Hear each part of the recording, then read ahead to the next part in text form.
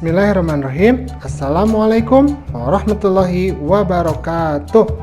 Anak-anakku yang soleh dan soleha, pada hari ini kita akan belajar pelajaran 3, materinya cita-citaku menjadi anak soleh.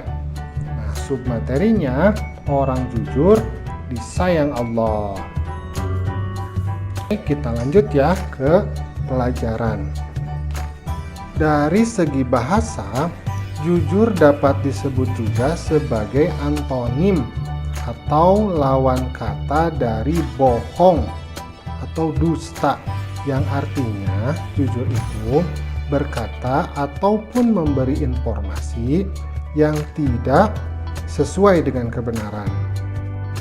Nah, di sini ada contoh ya. Jadi Bapak Guru sedang memeriksa anak-anak yang sedang melaksanakan penilaian hariannya. Kata Bapak Guru, kerjakan penilaian hariannya dengan jujur. Nah, maksudnya adalah anak-anak ketika melaksanakan penilaian harian, mereka tidak boleh berbohong terhadap dirinya sendiri. Misalkan dengan cara mencontek. Nah, itu tidak boleh ya.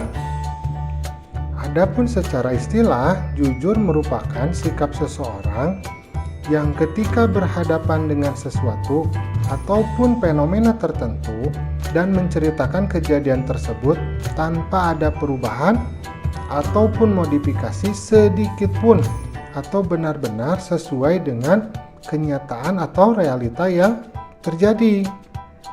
Nah, dalam agama Islam itu setidaknya dikenal 5 jenis sifat jujur yang harus dimiliki oleh penganutnya, yaitu yang pertama, sidik al-qalbi. Sidik itu artinya jujur ya. Sidik al-qalbi merupakan sifat jujur yang penerapannya ada pada niat seseorang manusia. Nah, contohnya, misalkan ini ada sebuah keluarga ingin memberikan sedekah kepada seorang nenek tua, maka niat dari awalnya itu ketika memberikan sedekah itu memang niat lillahi ta'ala, tidak boleh ada di dalam hatinya itu niat untuk pamer, untuk ria. Nah, seperti itu. Yang kedua, sidik al-hadits merupakan sifat jujur yang penerapannya ada pada perkataan yang diucapkan oleh manusia. Nah, misalkan di sini ada seorang anak perempuan memberikan makanan kepada seorang nenek, maka dia mengatakan harus yang sebenarnya. Misalkan kalau isinya tempe, isinya tempe. Contoh, nenek, ini aku bawakan tempe buat nenek. Nah, itu yang disebut dengan sidik al-hadits. Yang ketiga adalah sidik al-amal, merupakan sifat jujur yang penerapannya ada pada aktivitas dan perbuatan manusia.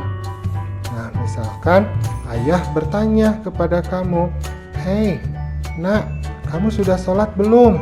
Nah, maka kita sesuai dengan perbuatan kita mengatakan, "Oh, aku sudah sholat, ayah." Nah, seperti itu. Dan kamu benar-benar melaksanakan sholat itu. Yang keempat adalah sidik al-wa'd, merupakan sifat jujur yang penerapannya ada pada janji yang diucapkan oleh manusia. Kalau kamu berjanji, misalkan, "Ibu, aku berjanji aku akan belajar nanti setelah maghrib." Nah, maka ketika nanti maghrib datang, kamu harus melaksanakan janji tersebut.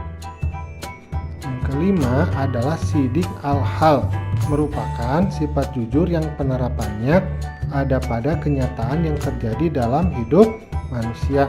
Contohnya, ketika kita hidup, kita tidak boleh berlebihan sesuai dengan kemampuan kita. Misalkan, nah, kita tidak boleh terlalu banyak gaya ya, ingin dipuji orang lain. Kita berperilaku sesuai dengan keadaan kita sendiri. Kita harus mampu melaksanakan kejujuran dalam segala tindakan kita. Pertama, jujur kepada Allah Subhanahu wa Ta'ala. Ciri-cirinya selalu mentaati perintah Allah dimanapun dan kapanpun.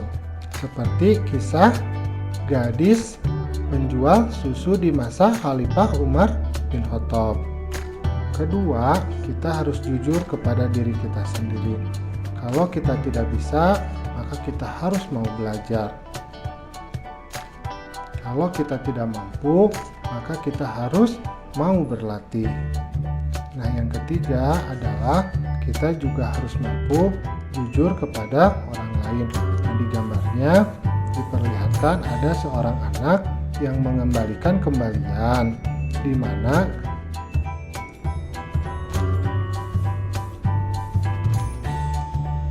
alhamdulillah pembelajaran kita pada hari ini sudah selesai. Jangan lupa untuk selalu jujur dalam segala tindakan kita. Assalamualaikum.